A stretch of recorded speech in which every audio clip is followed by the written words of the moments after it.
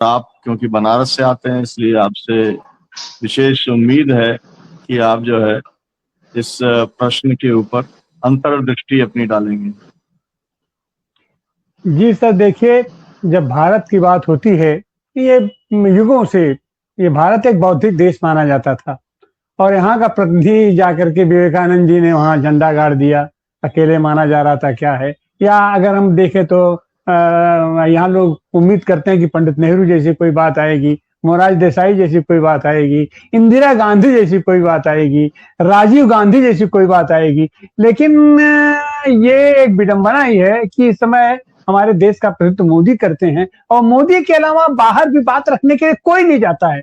हमारे यहाँ दूसरी सरकारों में भी अटल बिहारी वाजपेयी जाया करते थे और ये तरह से माने ये पूरे देश की वहां अभिव्यक्ति हो जाया करती थी। लेकिन अब तो देश की बात रखने के लिए केवल मोदी हैं और मोदी की स्थिति यह है कि वो बिना कुछ लिखे पढ़े, बिना प्रॉम्प्ट के अपना बिना प्रॉक्सी के वो एक शब्द बोल ही नहीं सकते हैं। उनके साथ ये भी दिक्कत है और मीडिया के सामने हो या ऐसी जगह वो असहज स्थिति महसूस करते हैं जहां उनको सीधे सीधे फेस करना हो, अपने देश में भी और बाहर में भी। हम देखें कि वो जब भाषण भी करते हैं तो जहां वो बिजली चली जाती है तो उनके हाथ पांव फूल जाते हैं, एकदम गूंगे बहरे हो जाते हैं। वो ऐसी हालत में कोई भी सवाल उनको असहज तो करता है, शायद इसीलिए वो देश में भी कुछ नहीं करते हैं। लेकिन यहाँ पर तो उनके साथ चूंकि सुविधा है,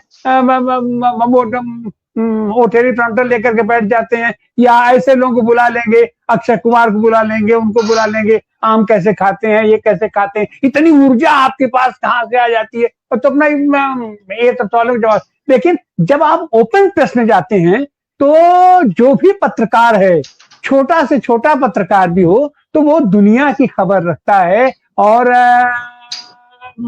उसके प्रश्नों को तो फिर आपको फेस करना पड़ेगा। उसके उनके और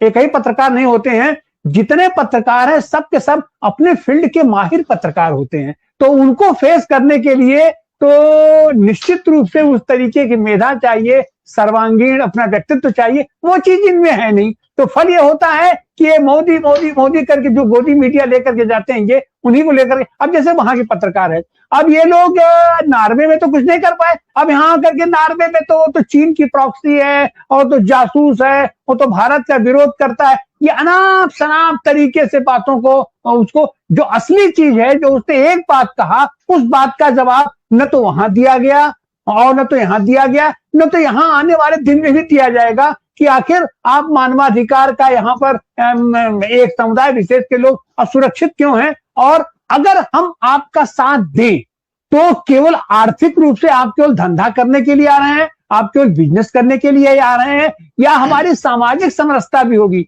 ये मानवाधिकार पर भी हम लोग एक दूसरे के अगल बगल खड़े होंगे, जो दुनिया की क्या ये जो पर्यावरण की समस्या है और जो दुनिया में मानव के जीवों के हितों के संरक्षण के लिए काम करने वाला है, आप उसमें क्या होगा। और अगर आप हमारे साथ बिजनेस करने आए हैं तो हमारा बिजनेस भारतीय जनता और नॉर्वे की जनता के साथ हो रहा है, या आप अपने चंद मित्रों के लिए आप यहाँ पर धंधा जुटाने आए। तो इन सब बात का जवाब चूंकि इनके पास नहीं था, ये नहीं दे सकते थे, और वो आदमी बातों को छिपाने की कोशिश करता है जब उसके अंदर कुछ है और बाहर कुछ है। ये प्रश्नों का जवाब तो खुले मन से तो वही आदमी दे सकता है जो अंदर बाहर एक हो, अपना कबीर दास की तरीके से कि अंदर बाहर जो कुछ भी है सब है एक है। तो ऐसी हालत में मोदी जी असहज हो जाते हैं। तो ऐसी हालत में उनको अच्छा ऐसा नहीं कि आज की तारीख में भी देश की बात रखने वाले लोग नहीं है और इनके सरकार में लोग नहीं है, लेकिन उनको विश्वास नहीं है, उनको भरोसा नहीं है। उनको लगता है कि अगर कोई भी आदमी आएगा तो हमको काट करके आगे बढ़ जाएगा। फल ये होता है कि देश की वो तमाम दुर्दशा करते चले जा रहे हैं, दुर्गत पे दुर्गत करते चले जा रहे हैं। और ऐसे नाजुक वक्त में जब दुनिया में अर्थव्यवस्था अपने ढलान पर है और वो ये भयंकर आर्थिक मंदी आने वाली है, उसमें जो अपने समाजवादी देश हैं, जो अपने बाहर के देश हैं, उन्हीं से थोड़ी बहुत उम्मीद रख सकती है कि वो पूरी दुनिया को बैलेंस कर सकते हैं और हमको भी बैलेंस कर सकते हैं। लेकिन वहां पर भी आप जाकर के आपका जो दोहरापन है, आपका जो ये दो मुहापन है कि बाहर कुछ है अंदर कुछ है, उसके चलते वहां पर भी आपने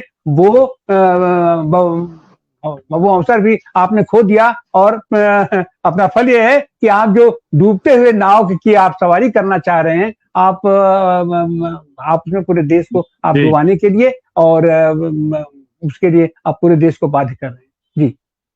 जी जी, बहुत बहुत शुक्रिया। हमने जिस मुद्दे पे चर्चा की है वो मुद्दा बहुत व्यापक मुद्दा है, लोकतंत्र के साथ जुड़ा हुआ है, और हम इस मुद्दे के लिए मतलब बहुजन संवाद प्रतिबद्ध है।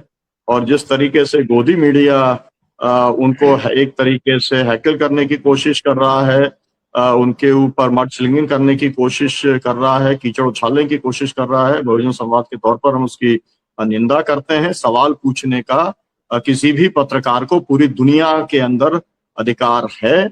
आपको जवाब नहीं देना है, आप कह सकते हैं कि हम जवाब आपको नहीं देना चाहते, लेकिन जिस तरीके से पेश आई है हमारा विदेश मंत्रालय के जो अधिकारी पेश जिस तरीके से आए हैं, भारत की स्वर्णिम गाथा उन्होंने सुना दी, उसकी कोई वहां पर उस प्रश्न के कॉन्टेक्स्ट में कोई जरूरत वहां पर नहीं थी। और उसके अंदर उस महिला पत्रकार ने कहा था कि मैं उसके ऊपर काउंटर प्रश्न भी करना चाहती हूँ, सप्लीमेंट्री, तो उन्हें वो भी करने का अवसर देते आपने अपना बोल दिया था, लेकिन वो भी अवसर आपने नहीं दिया। मुझे लगता है कि भारत की प्रतिष्ठा को इससे धक्का ही लगा है। भारत दुनिया की सबसे बड़ी डेमोक्रेसी माना जाता है, क्योंकि अमेरिका की डेमोक्रेसी जो है उसका तो सब लोग वास्तविक हाल देख ही रहे हैं। तो इसलिए भारत से बहुत उम्मीद है लोगों की, और इस उम्मीद पे खरा नहीं उतर रहे हैं हमारे सरकार इस समय। और इसलिए हमने ये कार्यक्रम किया बहुजन संवाद में। दर्शकों से अपील की आप इसे शेयर करें ताकि ये बहस नीचे तक पहुंच सके। और सभी पैनलिस्टों का बहुत बहुत शुक्रिया, जो है विभूति नारायण राय साहब, प्रोफेसर उपाध्याय साहब, और युगनाथ शर्मा जी, और रोशन प्रकाश साहब, बहुत बहुत शुक्रिया। डॉक्टर आनंद प्रकाश तिवारी जी, इस कार्यक्रम से जुड़ने के लिए थैंक यू।